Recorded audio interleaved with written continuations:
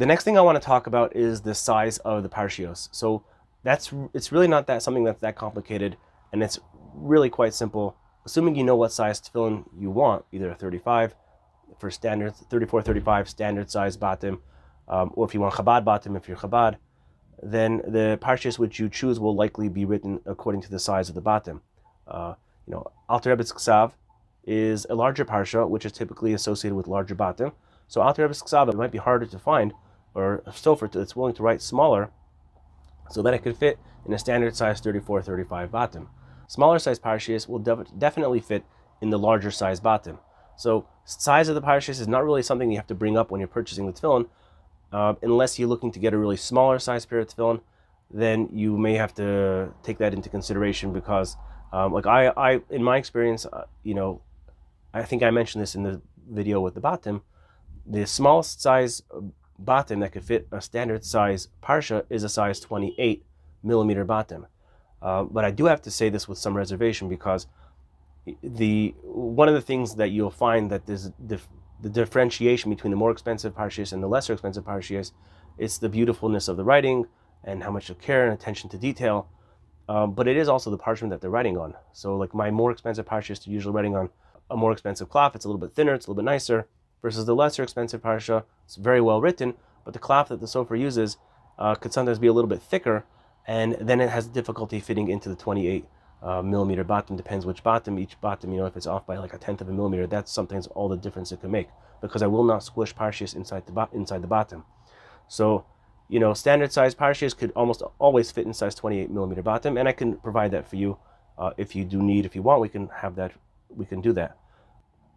Smaller than size 28 millimeter batim would require a really, really small parsha to be written, and that's not something that I'm able to provide. And the reason is simply because it's very, very difficult, if not impossible, to write really, really small and still write them according to halacha 100%, according to each sofer according to their standards. The sofer that write for me, I've asked them to write for me on more than one occasion small parshios to fit in the teensy, like what's called the pitzponim, the really, really small, like the 22 millimeter batim, and they simply tell me that they can't, because the only way that they could write that small is if they compromise on the standards of that they're writing, and they can't do it.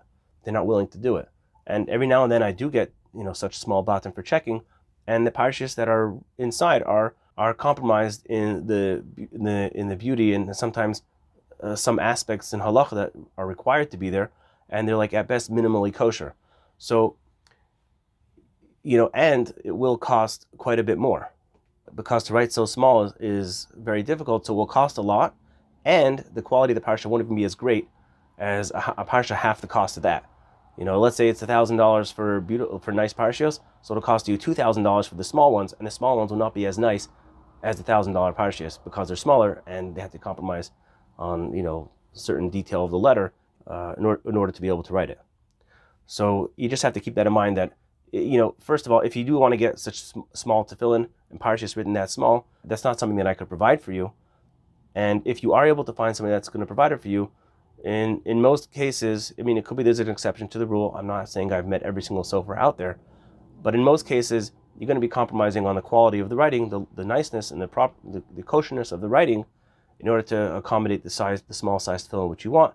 And that's something you have to just figure out yourself, if that's something that you're okay with, if that's something that you want to do, if it's worth it for you to fulfill the mitzvah on a more basic or minimally kosher level, in order to have a smaller pair of tefillin.